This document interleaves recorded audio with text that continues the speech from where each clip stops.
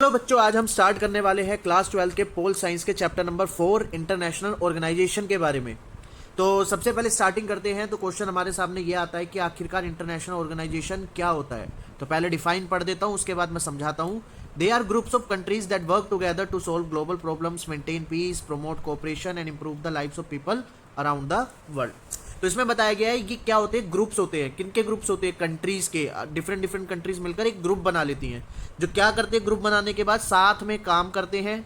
किस चीज़ के काम को लेकर ये साथ में काम करते हैं? जो देखो, कोई भी ग्लोबल प्रॉब्लम हो, बहुत बड़ी बड़ी प्रॉब्लम्स हो, उनको सॉल्व करने के लिए, शांति बनाए रखने के लिए, एक दूसरे का साथ प्रमोट करने के लिए और लोगों की लाइफ को इम्प्रूव करने के लिए ये संस्था, ये ऑर्गेनाइजेशन काम करती है। तो समझ में आ गया होगा कि इंटरनेशनल ऑर्गेनाइजेशन क्या होती है। एक ऐसा ग्रुप जिसके अंदर सभी देश मिलकर एक दूसरे के साथ कोऑपरेट करते हैं, शांति बनाए रखते हैं, जो भी बड़ी बड़ी प्रॉब्लम्स होती हैं उनको सॉल्व करते हैं और एक दूसरे की लाइफ्स को इम्प्रूव करते हैं। ठीक है, अब सवाल ये आया कि इंटरनेशनल ऑर्गेनाइजेशन चाहिए क्यों भैया। देखो, इसके कुछ 4-5 पॉइंट्स हैं।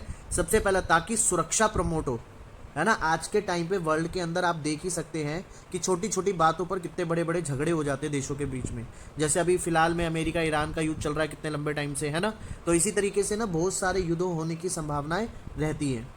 तो ये क्या करता है, इन देशों को सुरक्षा प्रमोट करवाता है और साथ ही साथ इन कंट्रीज के बीच में शांति बनाए रखने का भी काम करता है। अब उसमें सफल हो पाता है या नहीं हो पाता है वो बात अलग है ना। ये अपनी तरफ से कोशिश करता है। तो पहला पॉइंट हो गया कि भैया सिक्योरिटी प्रोवाइड करता है और शांति बनाए रखता है कंट्रीज के बीच में। सेकंड पॉइंट पढ़ते हैं, सपोर्ट इकोनॉमिक सोशल डेवलपमेंट। क्या करता है ये? एक तो इकोनॉमिक लेवल पर हेल्प करता है आपका, और साथ ही साथ सोसाइटी बेस भी आपके डेवलपमेंट में हेल्प करता है। तो दूसरा काम हो गया इकोनॉमिक्स में सपोर्ट करना और सोसाइटी का डेवलपमेंट करना, ये एक दूसरा काम हो गया इसका।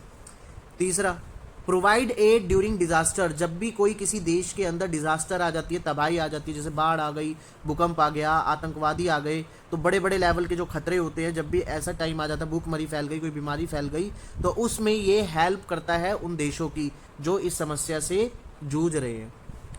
चौथा पॉइंट, एनकरेज कोऑपरेशन। आपस में देशों के बीच तालमेल को बढ़ाता है, दोनों के सभी देशों के बीच में सहयोग बढ़ाता है, ताकि ये लोग मिलजुल कर काम करें और मिलजुल कर आगे बढ़ सके। लास्ट पॉइंट है, ये हमारे ह्यूमन राइट्स को प्रोटेक्ट करता है और एनवायरनमेंट को भी प्रोटेक्ट करने में हेल्प करता है, कि अगर कहीं कोई भी देश ऐसा ना हो जो अपने नागरिकों के अधिकारों के खिलाफ जाकर कुछ काम करे, या नागरिकों के अधिकारों को छीना जा रहा हो या उनके साथ दुर्व्यवहार किया जा रहा हो, तो उस टाइम पर प्रोटेक्शन प्रोवाइड करना भी इंटरनेशनल ऑर्गेनाइजेशन का एक फंक्शन होता है, वर्क होता है। और साथ ही साथ इन्वायरमेंट से रिलेटेड समस्याओं को भी सोल्व करने में ये पूरा सहयोग करता है। आज के टाइम पर इन्वायरमेंट से रिलेटेड बहुत सारी प्रॉब्लम्स आप जानते ही हैं कितनी हो रखी हैं। ग्लोबल वार्मिंग हो रही है ना, कितना ओजोन लेयर डिप्लीट होती जा रही है, पेड़ पौधे कम होते जा रहे हैं, हवा की क्वालिटी ख़राब होती जा रही है।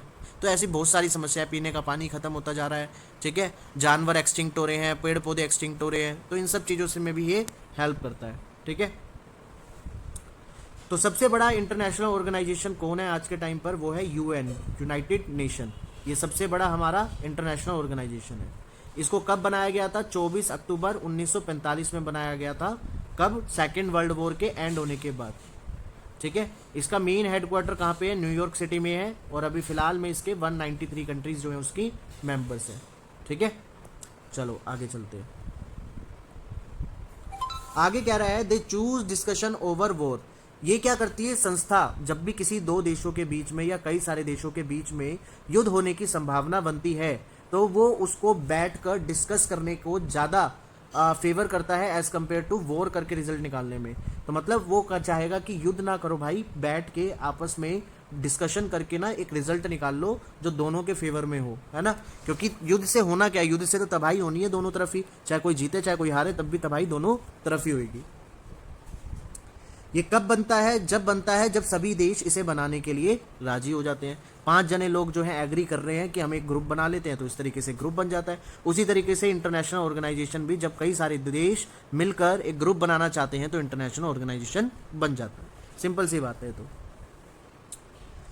बहुत सारे इश्यूज ऐसे होते हैं जो किसी एक देश के बस की बात नहीं होती है उसे सोल्व करना, तो ऐसे में उसे ज़्यादा पावर की ज़रूरत पड़ती है, किसी के सहयोग की ज़रूरत पड़ती है, किसी के प्रोटेक्शन की ज़रूरत पड़ती है, और वो सारी चीज़ें हमें आईओ यानी कि इंटरनेशनल ऑर्गेनाइजेशन प्रोवाइड करता है। जैसे कौन कौन सी ऐसी चीज़ें हैं जो देश अकेले खुद नहीं लड़ सकता, निपट सकता, जैसे टेररिज्म, आतंकवाद। आज के टाइम पे आतंकवाद इतना बढ़ता जा रहा है कि सभी देश लोग इस बात पर एग्री करते हैं कि उनके खिलाफ लड़ने के लिए आपको एकजुट होना पड़ेगा।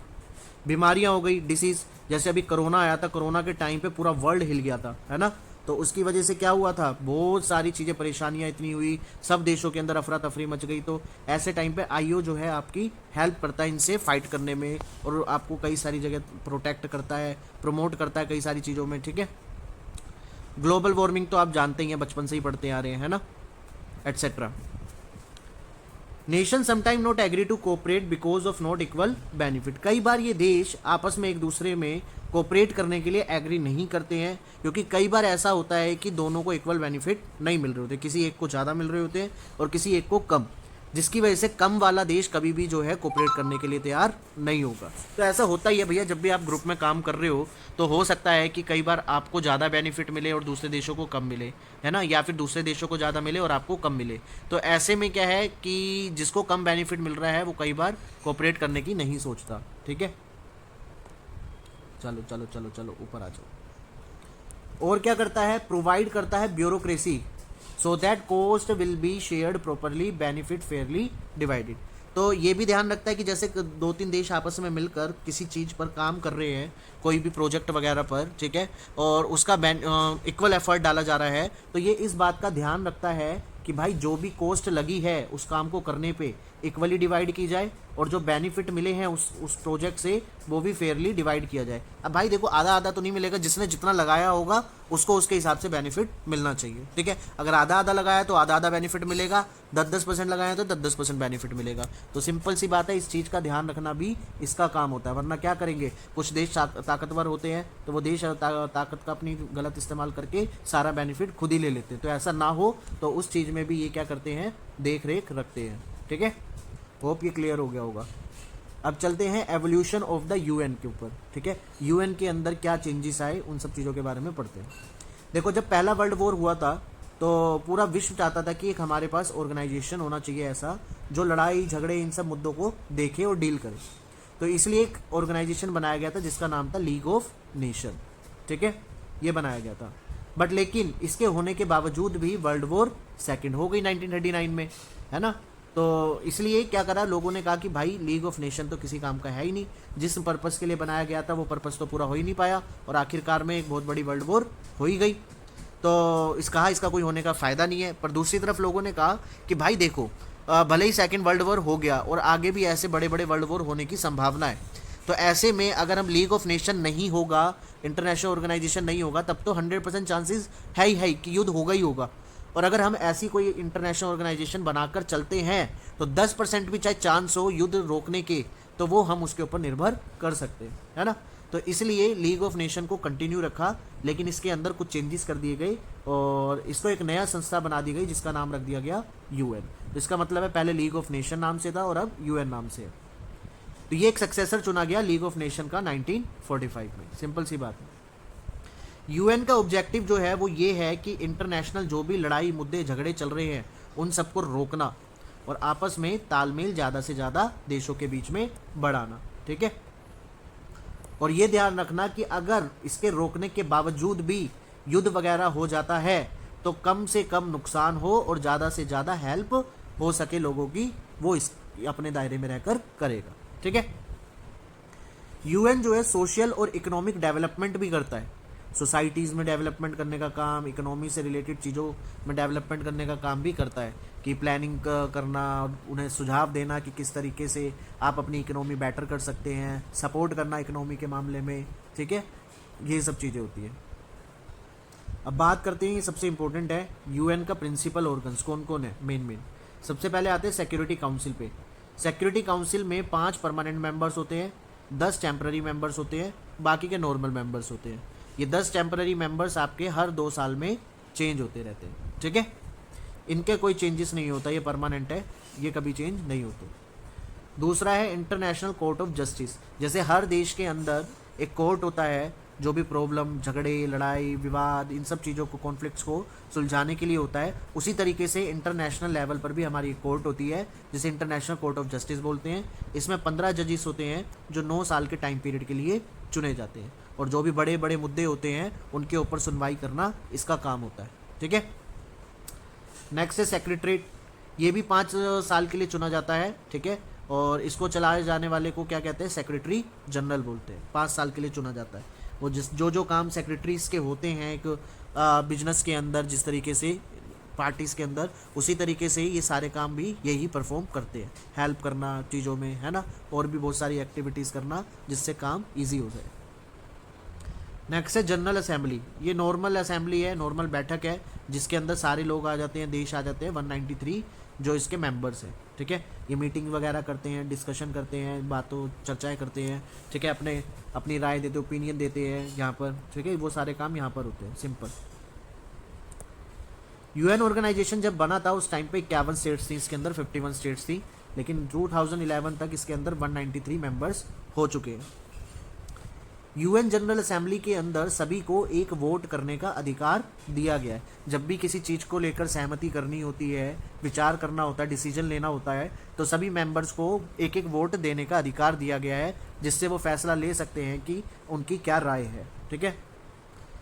सिक्योरिटी काउंसिल की बात करें तो 5 परमानेंट मेंबर मैंने बताए थे अभी ऊपर। उनमें कौन कौन है? आपका यूएस है, रशिया है, ब्रिटेन है, फ्रांस है और चाइना। क्योंकि इनको क्यों चुना गया? क्योंकि ये सबसे ज़्यादा पावरफुल देश थे जब सेकेंड वर्ल्ड वॉर हुआ, और ये जीते भी थे उनके अंदर, तो दैट्स वाई इनको जो है परमानेंट सीट दी गई।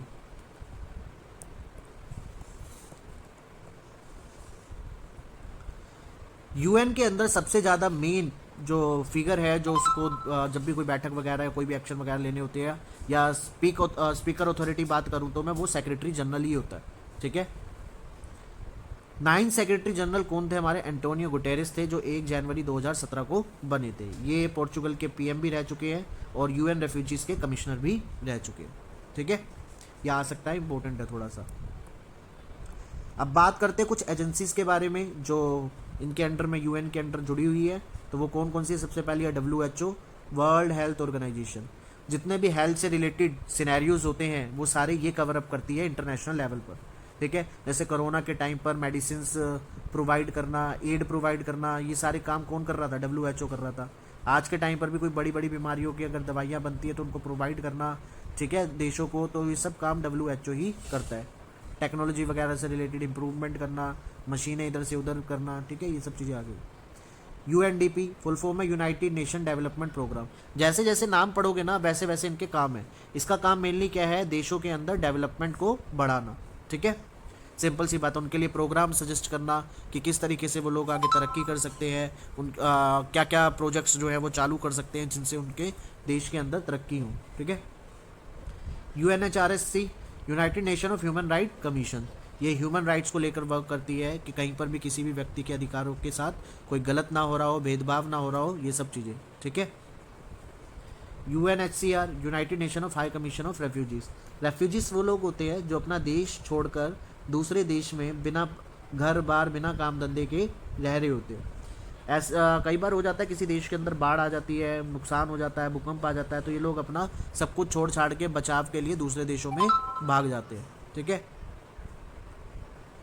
तो इन सब चीज़ों को भी देखना UNHCR का काम होता है। UNICEF United Nation of children fund, ये बच्चों की डेवलपमेंट के लिए प्रोग्राम्स करती है। ठीक है। हर देश के अंदर जो है चिल्ड्रंस को डेवलपमेंट के प्लान वगैरह जो है बनाती है और उनके लिए पैसा वगैरह इकट्ठा करती है, फंड्स वगैरह प्रोवाइड करती है, स्कॉलरशिप्स वगैरह और भी बहुत सारी चीज़ें जो हर देश को प्रोवाइड करती है। UNESCO United Nation of Educational, Scientific and Cultural Organisation, educations वगैरह से रिलेटेड, साइंटिस्ट, टेक्नोलॉजी वगैरह से रिलेटेड और कल्चरल से रिलेटेड ये संस्था काम करती है आपकी। ठीक है। होप आपको अच्छे से क्लियर हो रहा होगा। ये नोट्स पूरे NCERT बेस्ड हैं, तो आपको अच्छे से समझ में भी आ रहे होंगे। पूरे के पूरे NCERT बेस्ड ही हैं, आप चेक भी कर सकते हैं। Reform of UN after cold war, तो UN के अंदर क्या क्या बदलाव हुए कोल्ड वॉर के बाद, तो उसकी बात करते हैं। तो सबसे पहले लोग जो है डिमांड कर रहे हैं कि भैया 2 चीज़ों में इसके बदलाव होना चाहिए। पहला इसका स्ट्रक्चर, दूसरा इसका काम करने का तरीका, प्रोसेस। स्ट्रक्चर के मतलब जिस तरीके से इन्होंने अपना स्ट्रक्चर बना रखा है यूएन का, 5 परमानेंट 10 टेम्पररी, उन सब चीज़ों में चेंजेस करने के लिए लोग डिमांड कर रहे हैं, इसके मेंबर डिमांड कर रहे हैं। ठीक है, क्या डिमांड कर रहे हैं? वो डिमांड कर रहे हैं कि सिक्योरिटी काउंसिल के मेंबर्स की संख्या बढ़ाई जाए, परमानेंट भी और नॉन परमानेंट मेंबर्स की भी। ठीक है, ताकि उन लोगों को भी जो है फैसले लेने का मौका मिल सके, उनके साथ किसी प्रकार की नाइंसाफ़ी ना हो, और वो सिर्फ एक जस्ट मेंबर बनकर ना रहे यूएन के अंदर, उन्हें भी उनकी एक प्रेजेंस फील हो। US and western countries want improvement in UN's budgetary procedure and administration. US और वेस्टर्न कंट्रीज भी चाहती हैं कि यूएन जो है अपने बजट सिस्टम को सुधारे, प्रोसीजर को सुधारे, और एडमिनिस्ट्रेशन के तरीके में भी थोड़ा बहुत चेंजेस करे जो उनके अकॉर्डिंगली नहीं सही लग रहा है। कुछ ऑर्गेनाइजेशन चाहते हैं कि वो ज़्यादा अपना रोल जो है और ज़्यादा इफेक्टिव रोल निभाए, चीज़ों के अंदर डेवलपमेंट करे और ह्यूमैनिटेरियन वर्क की तरफ ज़्यादा ध्यान दे। ये कौन कौन से वर्क है ह्यूमैनिटेरियन? हेल्थ हो गया, हेल्थ की तरफ ध्यान देना, एजुकेशन की तरफ ध्यान देना, environment, population control, human rights, gender equality, social justice, इन सब चीज़ों में भी जो है काम करे, एक्टिव रहे, तो और यूएन की जो है वैल्यू बढ़ेगी और लोग यूएन को और ज़्यादा चाहेंगे। ठीक है, कुछ changes after world war. World war के बाद क्या क्या नए नए चेंजेस हुए हैं वो देखते हैं। सोवियत यूनियन खत्म हो चुका था।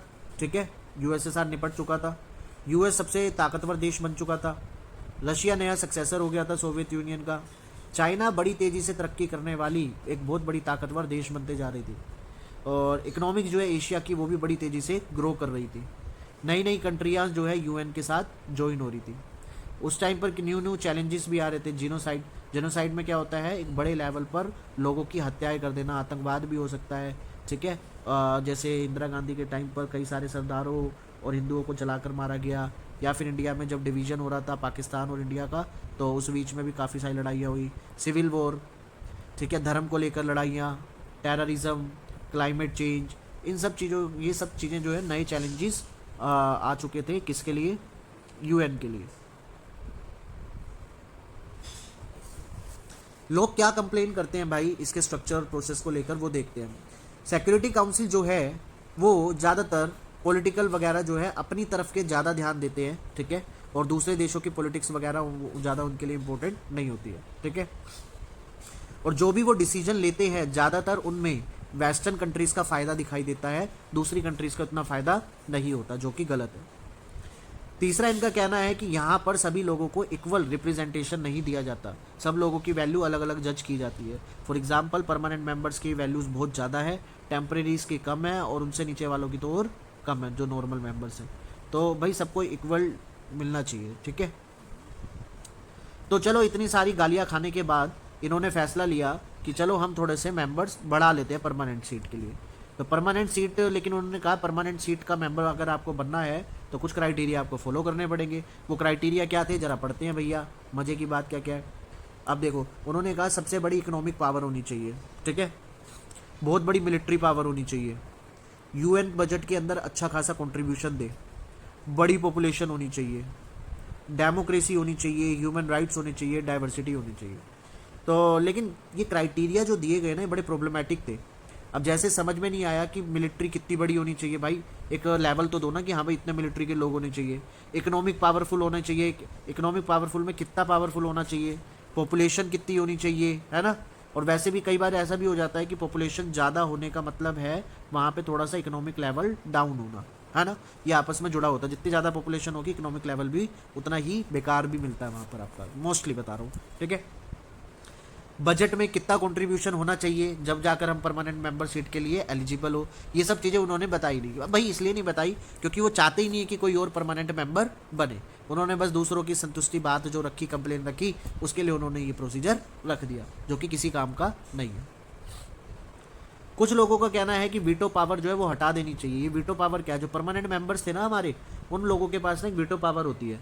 उन वीटो पावर में से किसी भी मुद्दे के ऊपर उन 5 देशों में से कोई भी अगर एक ना कर देता है तो उस मुद्दे के ऊपर वो ना हो जाती है। तो क्लियर हो गया होगा क्या मतलब होता है वीटो पावर का, कि किसी एक मेंबर ने भी अगर किसी चीज़ को लेकर मना कर दी तो वो मना हो गई, बाकी वोटों की कोई कीमत नहीं मानी जाएगी। ठीक है, The charter gave permanent members a position to permanently and veto power whereas for non permanent only 2 years। तो चार्टर ने जो है परमानेंट मेंबर को एक पोजीशन दे रखी है कि वो परमानेंटली बने रहेंगे, उनको उनकी कोई सीट से हटा नहीं सकता, और वीटो पावर भी दे रखी है। जबकि नॉन परमानेंट मेंबर सिर्फ 2 साल के लिए चुने जाते हैं, और एक बार चुनने के बाद उनका काफ़ी लेट नंबर आता है दोबारा चुने जाने के लिए। तो ये सारी प्रॉब्लम्स जो हैं अभी फेस हो रही है। चलो नेक्स्ट आगे। वीटो पावर मैंने अभी आपको बताया कि क्या होता है कि कोई भी परमानेंट मेंबर नेगेटिव वोट डाल सकता है तो उसका डिसीजन ही माना जाएगा। अगर पांचों यस कहते हैं तो यस, और पांचों में से कोई एक भी ना कर देता है तो वो ना हो जाती है। ये है हमारी वीटो पावर। अब देखते हैं जुरिस्डिक्शन ऑफ यूएन क्या है। ठीक है, देखो कुछ स्टेप्स लिए गए हैं इसको और बेहतर बनाने के लिए यूएन को। एक हमने पीस बिल्डिंग कमीशन बनाया है जो शांति को लेकर और ज़्यादा स्ट्रॉन्ग वर्क करेगा। ठीक है, और ज़्यादा स्ट्रॉन्ग अथॉरिटी से लोगों के बीच में, देशों के बीच में शांति बनाए रखने का काम करेगा। अगर किसी काम में, किसी केस में फेल हो जाता है यूएन अपने वर्क में, तो उसकी एक्सेप्टेंस लेगा और साथ ही साथ रिस्पॉन्सिबिलिटी, कॉन्सिक्वेंसेस जो भी हैं वो फेस करने के लिए भी तैयार रहेगा। ह्यूमन राइट काउंसिल बनाई गई जिससे लोगों के अधिकारों की सुरक्षा और बेहतर होगी। लोगों के अधिकार उनसे छीने नहीं जाएंगे और उन पर और ज़्यादा उनको सुरक्षा दी जाएगी। एग्रीमेंट किया है कि कई सारे डेवलपमेंट गोल्स वगैरह जो है उनको अचीव करने में हेल्प करेगी। ठीक है, और टेररिज्म को बिल्कुल भी नहीं बख्शेगी। टेररिज्म के खिलाफ काफ़ी बड़ा मोर्चा निकालेगी और उसको ख़त्म करने की कोशिश करेगी। डेमोक्रेसी फंड बनाएगी, ठीक है, जिसमें पैसा इकट्ठा करके डेमोक्रेटिक देशों के ऊपर लगाया जाएगा। और ट्रस्टीशिप काउंसिल कैंसिल कर दी गई है। जो आपने ऑर्गन्स पढ़े थे ऊपर यूएन के, उनमें एक ट्रस्टीशिप काउंसिल भी थी जिसमें जो लोग ज़्यादा मोटा डोनेट करते थे उनको स्पेशल तरीके का ट्रीटमेंट दिया जाता था, तो वो भी अब ख़त्म कर दी गई है। ठीक है, इंडिया एंड यूएन रिफॉर्म्स क्या कह रहा है। इंडिया का मानना है development should be central to the UN agenda. तो मेन जो है डेवलपमेंट पर ध्यान देना चाहिए, किसको, यूएन को। ठीक है, it wants expand the council members in 1965 members, no changes from 11 to 15। तो वो चाहता है, इंडिया चाहता है कि भैया वो अपने काउंसिल मेंबर्स की संख्या बढ़ाए, लेकिन 1965 की बात करें तब चेंज किया गया था। ठीक है, कितने 11 से 15 किए गए थे, तब के बाद से इसके अंदर कोई भी चेंजेस नहीं किया गया। ठीक है, India wishes to be a permanent member in लिख दिया मैंने, मेंबर आएगा यहाँ पर। बायोलॉजी के स्टूडेंट है तो भैया लिख देते हैं कई बार, है ना। मेंबर, इसको मेंबर कर लेना, मेम्ब्रेन मत करना। ठीक है, मेंबर। इंडिया खुद जो है एक परमानेंट मेंबर बनना चाहता है, पर जब तक चाइना, अमेरिका उसमें बैठा हुआ है तो वो ये होने नहीं देंगे। वो वीटो पावर का इस्तेमाल करके ये जो उसकी अपील है वो बार बार ख़त्म कर देंगे। क्योंकि देखो खुद सबसे ज़्यादा पॉपुलेशन है, सबसे बड़ी डेमोक्रेसी है, हर काम में बेटर रिप्रेजेंटेशन है, फाइनेंशियल कंट्रीब्यूशन भी रेगुलर करता रहता है। ठीक है, तो वो सारे क्राइटेरिया जो उन्होंने परमानेंट मेंबर बनने के लिए दिए थे सब है। ठीक है, लेकिन कुछ कंट्रीज़ जो है इंडिया के न्यूक्लियर वेपन्स को लेकर थोड़ा सा कंसर्न रहती है कि वो एक काफ़ी शक्तिशाली देश है और वो अपनी ताकतों का गलत इस्तेमाल भी कर सकता है। दूसरी तरफ कई सारे देश हैं जो फुकते भी हैं इंडिया से, जो उसको परमानेंट मेंबर बनने नहीं देना चाहते हैं। तो इसलिए कहीं से कहीं तक कोई इजी नहीं है किसी भी कंट्री के लिए परमानेंट मेंबर बनना। ठीक है, नेक्स्ट है यूएन इन ए यूनिपोलर वर्ल्ड।